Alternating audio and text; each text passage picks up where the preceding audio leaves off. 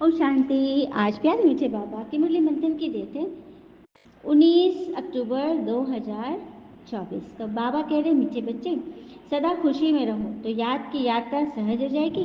याद से ही 21 जन्मों के लिए पुण्यात्मा बनेंगे। सदा खुशी में रहो तो याद की यात्रा सहज हो जाएगी। याद से 21 जन्मों के लिए पुण्यात्मा बनेंगे। और सदा खुशी में रहने के लिए क्या करना है? गीता में लिखा है जीवन से जो भी मिले उसे पचाना सीखो, क्योंकि भोजन न पचने पर चर्बी बढ़ती है, पैसा न पचने पर दिखावा बढ़ता है, बात न पचने पर निंदा बढ़ती है, प्रशंसा न पचने पर घमंड बढ़ता है, दुख न पचने पर निराशा होती है और सुख न पचने पर पाप बढ़ता है। तो बात को पचाना सीखो, दर्द को पीना सीखो तो पुण्यात्मा बन जाएंगे। और ये रहस्य ये बाबा जब हमें विधि बता रहे हैं तो हमें करना है ना।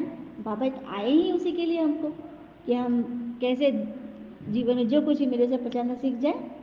प्रश्न है तुम्हारे सबसे अच्छे सर्वेंट व गुलाम कौन है? सबसे अच्छे सर्वेंट व गुलाम कौन है? बहुत बड़ी बात है। उत्तर नेचुरल कैलेमिटीज व साइंस की इन्वेंशन जिससे सारे विश्व का किचड़ा साफ हो जाता है। यह तुम्हारे सबसे अच्छे सर्वेंट व गुलाम है जो सफाई में मददगार बनते हैं। ये सफाई कर्मचारी हैं। सारी प्रकृति तुम्हारे अधिकार में रहती है। क्या बात है, कभी हमने सब सोचा ही नहीं था नहीं। तो नेचुरल कैलेमिटीज और साइंस के जो इक्विपमेंट है इन्वेंशन ये पूरे विश्व के परिवर्तन में मदद करती है, सफाई के मददगार बनते हैं। ओम शांति। मीठे मीठे रूहानी बच्चे क्या कर रहे हैं? युद्ध के मैदान में खड़े हैं? खड़े तो नहीं है, तुम तो बैठे हुए हो। तुम्हारी सेना कैसी अच्छी है? इसको कहा जाता है रूहानी पिता की रूहानी सेना, शिव शक्ति सेना। रूहानी पिता के साथ योग लगाकर रावण पर जीत पाने का कितना सहज पुरुषार्थ कराते हैं। तुमको कहा जाता है गुप्त वॉरियर्स, गुप्त महावीर। 5 विकारों पर तुम विजय पाते हो। उसमें भी पहले है देह अभिमान। बाबा विश्व पर जीत पाने व विश्व में शांति स्थापन के लिए कितनी सहज युक्ति बताते हैं। तुम बच्चों बगैर और कोई नहीं जानते। तुम विश्व में शांति का राज स्थापन कर रहे हो। वहाँ अशांति दुख रोग का नामो निशान नहीं होता। कहाँ? सत्युग में। यह पढ़ाई तुमको नई दुनिया का मालिक बनाती है। बाबा कहते मीठे मीठे बच्चों काम पर जीत पाने से तुम 21 जन्मों के लिए जगत जीत बनते हो। यह तो बहुत सहज है। तुम और शिव बाबा की रूहानी सेना। किसकी सेना है हम? शिव बाबा, क्योंकि शिव ही तो ज्ञान सूर्य है। कहते हैं ना, गाया है ना, ज्ञान सूर्य प्रगटा अज्ञान अंधेर विनाश। तो ज्ञान सूर्य परमात्मा है, ज्ञान सूर्य। उन्होंने धरती पर जो सूर्य बनाया प्रकृति में उनका भी बहुत सुंदर सा रहस्य आइए समझते हैं कि यहाँ एक सिद्धांत याद रखने की कि परम धाम से हमारा संकल्प चाहे आता है चाहे जाता है वह सूर्य के माध्यम से ही आता हो जाता है। जो भी संकल्प हम करते हैं सूर्य के माध्यम से ही आता जाता है। सूर्य केंद्र बिंदु है। सूर्य सूचनाओं के आदान प्रदान का माध्यम है, इसलिए उसके बारे में हम बातें कर रहे हैं। अभी तक मनुष्य सूर्य का तपता हुआ रूप जानते हैं, इसे आग का एक गोला मानते हैं, परंतु सूर्य वास्तव में ऐसा नहीं है। सूर्य के अंदर एक सूक्ष्म दुनिया बसती है। यह दुनिया संकल्प जितनी सूक्ष्म है। सूर्य सिर्फ आग का गोला नहीं है, उसके अंदर जो दुनिया है ना ये संकल्प जैसी मतलब सूक्ष्म है और उसके अंदर एक सूक्ष्म दुनिया बसती है। ये दुनिया संकल्प जितनी सूक्ष्म, जैसे संकल्प नहीं दिखता सूर्य की सूक्ष्म दुनिया भी नहीं दिखती। मन में सोच तो नहीं दिखता है ना, तो सूर्य के अंदर भी एक सूक्ष्म सुपर कंप्यूटर है। उस सुपर कंप्यूटर में हमारे संकल्प रिकॉर्ड होते हैं। आया सूर्य के पास ही हमारे सारे संकल्प निकल जाते हैं। प्रत्येक मनुष्य को इस कंप्यूटर में एक क्षेत्र दिया गया है। सभी का अपना अपना अलॉटमेंट है, अपना अपना एक मतलब कि एक जगह मिल गया है। हम एक जन्म में जितने भी संकल्प चलाते हैं वे जब सूर्य के हमारे क्षेत्र में रिकॉर्ड होते जाते हैं। सूर्य के पास जो हमारा क्षेत्र जो उसके पास एडॉप्टेड है, फिक्स है, वहाँ पर रिकॉर्ड होता है। हमने धरती पर जितने भी जन्म लिए हैं वो सब भी यहीं पर रिकॉर्ड हो रहे हैं। जब हम किसी बात पर गहरा सोचते हैं तो पिछले जन्मों की रिकॉर्डिंग भी हमारे मन में आने लगती है। हम सब सोचने लगते हैं। इस संसार में जितने भी मनुष्य हैं उन सब के संकल्प भी सूर्य पर उनके सेक्शन में रिकॉर्ड होते हैं। संपूर्ण संसार के मनुष्य सूर्य से नियंत्रित होते हैं, इसीलिए तो सूर्य को देवता कह के उनकी पूजा होती है। अब समझ में आया सूर्य कितना इम्पोर्टेंट है। तो ये तो स्थूल सूर्य है, लेकिन परमात्मा है ज्ञान सूर्य और हम बच्चे हैं मास्टर ज्ञान सूर्य। तो ज्ञान सूर्य की तरह चमकना है और अपनी अच्छे अच्छे संकल्पों को रिकॉर्ड करना और बाबा को पास रिकॉर्डिंग भेजनी है। ठीक है। तो यहाँ तो कितना लड़ाई झगड़ा मारा मारी सत्य में सब होते ही नहीं। वहाँ तो सब होता नहीं। तुम आत्माएं 84 जन्म भोगती, अभी तुम्हारा ये अंतिम जन्म है। पुरानी दुनिया खत्म होनी है। इसको कहा जाता है पुरुषोत्तम संगम युग का लीप युग। चोटी छोटी होती है ना, ब्राह्मण की चोटी कितनी छोटी होती है लेकिन मशहूर है, सबसे ऊपर शीर्ष पर तो वही है। तो यही संगम युग है, लीप युग, चोटी, चारों युगों में चोटी। ठीक है, बाबा कितना सहज समझाते हैं ना। तुम हर 5000 वर्ष के बाद आकर बाबा से पढ़ते हो रजाई प्राप्त करने के लिए। एम ऑब्जेक्ट भी सामने है। शिव बाबा से हमको यह बनना है, हाँ बनना है ना। सिर्फ दे अभिमान छोड़ो, अपने को आत्मा समझ मुझ बाबा को याद करो तो पाप कट जाएंगे। बाबा हमसे यही बात बोलते हैं। और कहते हैं ना, यह बात सदैव जान ले कि हमारे जीवन में हर चीज सकारात्मक मोड़ लेने वाली है। हिम्मत नहीं हारना है, बहुत सारी अच्छी चीजें ऑन द वे है ना, आने वाली है, हिम्मत रखो। फिर बाबा ने बोला कि देखो 84 के चक लगाने वाले और इस धर्म में आते ही जाएंगे। जिन जिनका जो जो धर्म आना ही है। सत्य को त्रेता बाबा स्थापन करते हैं जो अब कर रहे हैं। फिर द्वापर कलयुग रावण स्थापन करता है, रावण का चित्र भी है, ऊपर में गधे का शीर्ष दिखा देते हैं। गधे का शीर्ष अर्थात महामूर्ख विकारी टट्टू। तुम समझते भी हम क्या थे, यह है ही पाप आत्मा की दुनिया। पाप आत्मा की दुनिया में करोड़ों आत्मा होते हैं, लेकिन पुण्य आत्मा की दुनिया में कितने थोड़े होते हैं, सिर्फ 9 लाख। शुरुआत तो उसी से होती है ना। फिर बाद में त्रेता तक 33 करोड़ हो जाते हैं, लेकिन कितने कम, अभी के अरबों अरबों की जो संख्या है ना। तुम अभी सारे विश्व के मालिक बनते हो। ये लक्ष्मी नारायण विश्व के मालिक थे ना, स्वर्ग की बादशाही तो जो बाबा हम ही को देंगे स्वर्ग की बादशाही। तो उसके लिए पावन बनना पड़े ना। सो भी अंतिम जन्म मृत्यु लोक का पवित्र बनो। पुरानी दुनिया का विनाश सामने जरूर है, बॉम्ब शादी सब सेकंड में खलास करेगा। ये तो बाबा ने बोल ही दिया कि तुम्हारे गुलाम है, ये प्रकृति तुम्हारी सेवा कर रही है, तुम्हारे लिए नई दुनिया तैयार कर रही है, तो चलना है ना। इसलिए बाबा कहते हैं हियर नो इविल, बुरी बातें मत सुनो, मुख से भी मत बोलो। बाबा समझाते तुम कितने डर्टी बन गए थे, तुम्हारे पास तो अथाह धन था, तुम स्वर्ग के मालिक थे, अभी तुम स्वर्ग के बदले नरक के मालिक बन गए। लेकिन लेकिन बाबा कहते ये भी ड्रामा मनमून है। हर 5000 वर्ष के बाद तुम बच्चों को मैं रौरव नरक से निकाल स्वर्ग में ले चलता हूँ। ले चलता हूँ क्या, बाबा बस हम लोग को छोड़ देते हो, अपने चले जाते हैं ऊपर।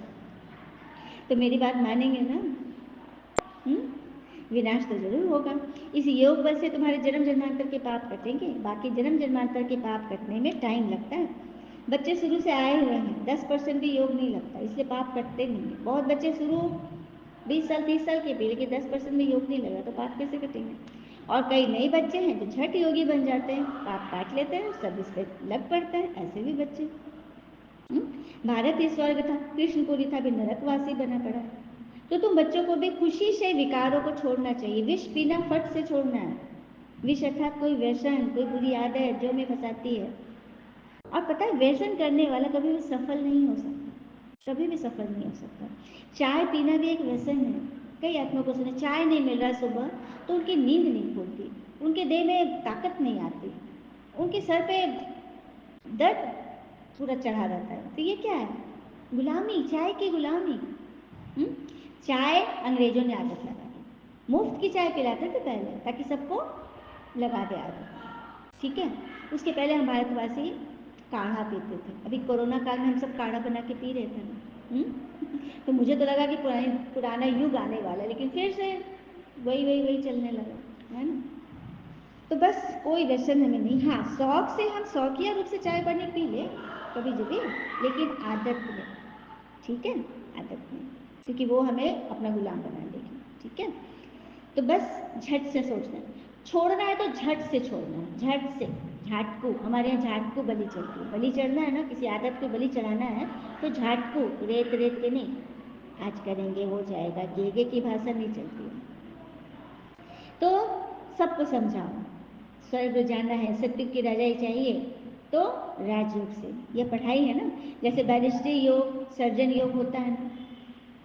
सर्जन से योग तो सर्जन बनेंगे, सर्जन से योग अर्थात सर्जन की याद, सर्जन का दिमाग में चल रहा है मुझे डॉक्टर बनना है बनना है बनना है, योग है तो डॉक्टर बनेंगे। उसी तरह से एम ऑब्जेक्ट हमें लक्ष्मी नारायण के राज्य में पहुंचना है, पहुंचना है, पहुंचना है, तो बन जाएंगे, पहुंच जाएंगे। उसके लिए पुरुषार्थ करते रहेंगे ना। यहाँ देह अभिमानी बनते हो, फिर द्वापर से तुम देह अभिमान में आकर माया से हार खाने लगते हो। और माया की ऐसी तोप लगती है जो एकदम गटर में गिर जाते हैं। बाबा कहते ये गटर है, ये कोई सुख थोड़ी है। लोग समझते हैं कि हम स्वर्ग में हैं, व्यसन कर रहे हैं, शराब पी रहे हैं, ये कर रहे हैं, वो कर रहे हैं। ये गटर है, स्वर्ग नहीं है। वो हमको गिरा ही रहा है।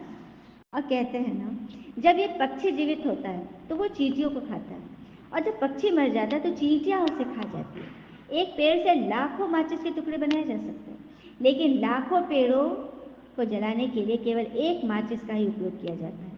परिस्थितियाँ किसी भी समय बदल सकती हैं, इसीलिए यह जीवन में किसी का अपमान या परेशान न करें। जीवन में किसी को भी किसी का भी अपमान या किसी को परेशान न करें। आप शक्तिशाली हैं, लेकिन अगर समय आपसे शक्तिशाली हो गया तो हर एक कर्म का फल आपको ही भोगना पड़ेगा, चाहे अच्छे हो या बुरे। तो क्यों ना हम अच्छे अच्छे कर्म करें जो हमारे पास आए। हम तो अपने लिए अच्छा ही चीज़ एक्सपेक्ट करते हैं ना, हमारे पास अच्छी चीज़ें आए तो अच्छा ही सोचो, और बड़े बुजुर्ग के आशीर्वाद जरूर लो, वो बहुत काम करते हैं। अपना पर्सनल अनुभव है, बहुत अच्छा लगता है। जैसे लगता है ना कि उनके रोए रोए से आशीर्वाद मिल रहा है, बहुत आशीर्वाद मिलता है। और वही कारण है कि भगवान भी खुश हैं, क्योंकि बड़े बुजुर्ग का आशीर्वाद बहुत लगता है, लेकिन बड़े बुजुर्ग का दुख चिंता वो भी लगता है। ठीक है, तो हमारे हाथ की चीज़ है ना, उनका आशीर्वाद जमा करें, उनको किसी भी कारण से सुख दे, सुख दे। ठीक है, क्योंकि सुखदाता बाबा के हम बच्चे हैं। सुखों का सागर वो, गमों को हरता वो, रास्ता हमें दिखाता, हमें चलाता वो। तो बस सुखों का सागर है, तो उसी सागर में डुबकी लगाते रहिए और सबको सुखी बनाते चलिए, सबको सुख दीजिए। ठीक है, किसी की बात मन में मत रखिए, ये गटर है, उस गटर से निकल जाओ। ठीक है, क्योंकि वही आगे चलकर छोटे छोटे छोटे छोटे विघ्न बड़ा समस्या के रूप में हमारे जीवन में आता है, उससे अवॉइड कीजिए उसको। ठीक है, यही तो बाबा चाहते हैं। हमारे युद्ध है 5 विकारों से। ये हमारे 5 विकार है, क्रोध लोभ मोह अहंकार ईर्ष्या आलस राग द्वेष भय अलबेलापन, क्या क्यों कैसे ऐसे वैसे इसका उसका फलना चीला, ये सब क्या है? यही तो भूत है, भूत के लफ्ज है जो हमारे अंदर घर बना लिए मकड़ी के जाल की तरह। ये ज्ञान मार्ग बिल्कुल अलग है। बाबा कहते मैं तुमको स्वर्ग का मालिक बनाता हूँ 21 जन्मों के लिए। तुम नरकवासी कौन बनाता है तुमको? रावण। अब फर्क देख लो, मैं स्वर्ग बनाता हूँ, वो नरक बनाता है। तो ऐसी जगह चलना है ना जहाँ मैं तुम्हें ले जाऊँ, जहाँ जहाँ काल आता ही नहीं, काल आता ही नहीं। सिख लोग भी कहते हैं सतगुरु अकाल मूर्ति, लेकिन यहाँ के लिए कहते हैं तो क्या गुरु लोग को काल नहीं खा रहा? खा रहा है ना, तो अकाल मूर्त कैसे? आत्मा है अकाल, आत्मा को काल नहीं खाता। सत्युग है अमर लोक की दुनिया, वहाँ शरीर को भी काल नहीं खाता, वहाँ इच्छा मृत्यु होती है, स्व शरीर छोड़ते हैं इच्छा से। ऐसी दुनिया में जाना है ना। बाबा आगे कह रहे कि मैं हूँ गरीब निवाज, यहाँ गरीबी आते हैं, गरीब वो, धन वाले नहीं मन के गरीब। सब कुछ चाह रहे हैं, सबको मानते हैं, लेकिन कोई समझता नहीं, तो मन से दुखी, दुखी आत्मा ही गरीब है। तन से दुखी, रोग शोक के घर में सारा ऐश मौज है, संपत्ति है, लेकिन डॉक्टर ने मना किया है कुछ भी खाने के लिए, रोग दुखी। तो ऐसे बच्चों का बाबा है। हाँ, फिर बाबा ने लड़ाई पे बोला, पहले लड़ाई वानों से, तलवारों से, बंदूकों से चलती थी, अभी तो बॉम्ब सेकंड में खलास करते हैं। तो बस सारी तैयारी हो रही है। अब बच्चे कब तैयार हो रहे हैं, ये बाबा हम लोगों को देख रहे हैं। हम बच्चे बाबा से पूछते बाबा कब होगा परिवर्तन? बाबा कहते तुम कब परिवर्तन करोगे, कब 100 परिवर्तन से विश्व परिवर्तन करोगे, डेट दो मुझे। फिर बच्चे चुप हो जाते हैं, है ना, तैयारी चल रही है। बाबा बाबा बोले कब तक चलेगी? इसीलिए बाबा कहते हैं कि एम अभी सामने रखो और तो पुरुषार्थ करो और हिम्मत रखो। बाबा कहते शंख ध्वनि करते रहो, ज्ञान की शंख ध्वनि, सेवा सबकी करते चलो। अच्छा, मीठे बच्चों प्रति भगवान की नमस्ते, हम बच्चों के भी प्यारे बाबा को नमस्ते। धारणा के लिए मुख्य सार पहले पर, अपने दैवी कुल को कलंक नहीं लगाना है, गुल बनना है। अनेक आत्माओं के कल्याण की सर्विस कर बाबा का शो करना है। सन पहले तो बाबा फादर सोज सन, फादर ने पहले बच्चे को चुना, बच्चे को सिखाया पढ़ाया, अब क्या होगा? सन सोज फादर। देखिए जब बच्चा छोटा होता है तो बच्चा पिता के नाम से जाना जाता है, अरे फलाना का ये बेटा है। लेकिन जब बच्चे बड़े हो जाते, ऊंचे पद पे पहुंचते, तो लोग क्या कहते, देखो फलाना के पिताजी जा रहे हैं। तो ये हमसे हमारे बाबा चाहते हैं कि मैं तुम्हारे द्वारा प्रत्यक्ष हूँ, कि हाँ ये मैं इनका पिता हूँ। कितनी बड़ी बात है। तो करना है ना सभी को। सन सोज फादर। दूसरी पॉइंट, संपूर्ण निर्विकारी बनने के लिए गंदी बातें न सुननी, व्यर्थ बातें, पता है वही पचाने वाली बात, पचाने वाली बात। कोई बात है उसको संभालो अंदर, परोसो मत, दूसरे को मत बताओ, कचरा नहीं बताओ। कोई सुना भी रहा है ना तो क्या कहना है कि ओम शांति, मेरा तो व्रत है, हम मन को भी सूझ संकल्पों का भोजन देते हैं, हम इसमें क्या कर सकते हैं, ना हम कुछ कर सकते हैं ना हम कुछ सुझाव दे सकते हैं, मुझे कुछ काम है, आप ऐसे करके निकल लो वहाँ से, ठीक है। या फिर अगर रहना ही पड़े तो सुना सुना करो, एक कान से दूसरे कान तक नहीं जाएंगे, एक कान से उसी कान से निकालेंगे तो पूरा ट्रैवल कर लेगा, वो अंदर धड़ कर जाएगा, तो उसको निकालते जाओ। मुख से भी व्यर्थ नहीं बोला, hear no evil, talk no evil, see no evil, think no evil. देववान के बस कोई छीछी काम नहीं करने, वरदान है। मन मना भव के मंत्र द्वारा मन के बंधन से छूटने वाले निर्बंधन ट्रस्टी भव। मन मना भव के मंत्र द्वारा मन के बंधन से छूटने वाले निर्बंधन ट्रस्टी बनते हैं। कोई भी बंधन क्या होता है, पिंजरा, पिंजरा देखिए, एक से सोने का पिंजरा होता है, एक चांदी का, एक हीरे का, एक रस्सी का, एक लोहे का होता है ना। अब कैसे कैसे हमारी स्थिति है, यदि सोने के हीरे के पिंजरे में भी बंद हो गए तो बंधे बंधन ही है ना। तो कोई भी बंधन नहीं होना चाहिए। अगर कोई तन का बंधन है तो भी मन उड़ता पंछी नहीं बन सकता, उसके तन के बंधन में फंसा रहेगा। प्रवृत्ति को संभालने का वाला भी बंधन नहीं, परिवार को भी संभाले लेकिन निर्बंधन होकर खुशी खुशी भगवान को सौंप दो ना। कल की वाणी में था ना, मेरा तो मन है ही नहीं, मेरे पास तो मन है ही नहीं, मन तो मैंने बाबा को दे दिया है, ठीक है। बाबा संभालेंगे, बाबा चलाएंगे तो निर्बंधन बन जाएंगे।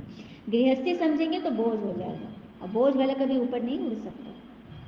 ट्रस्टी समझोगे, निर्बंधन समझोगे तो उड़ती कला में सेकंड सेकंड उड़ते रहोगे, स्वीट होम पहुंचोगे, खुद भी पहुंचोगे, औरों को भी पहुंचाओगे, सबको रास्ता बताओगे, सबका कल्याण करोगे, बाबा का काम करते जाओगे तो बाबा भी खुश होता जाएगा और प्राप्तियों से माला माल करता जाएगा, ठीक है। चाहिए ना सभी को, तो करना है, ओके। स्लोगन, उदासी को अपनी दासी बना लो, उसे चेहरे पर आने मत दो। उदास कौन होता है, जो माया का दास होता है। तो उदासी को अपनी दासी बना लो, उसे चेहरे पर आने मत दो। अच्छा, ओम शांति, शुक्रिया बाबा। शुक्रिया बाबा के प्यारे प्यारे बच्चे, आप सबका जीवन सदैव खुशी, शांति, आनंद, शक्ति, ज्ञान, पवित्रता से भरपूर रहे और भरपूर करे। ओम शांति। शुक्रिया बाबा, शुक्रिया बच्चे।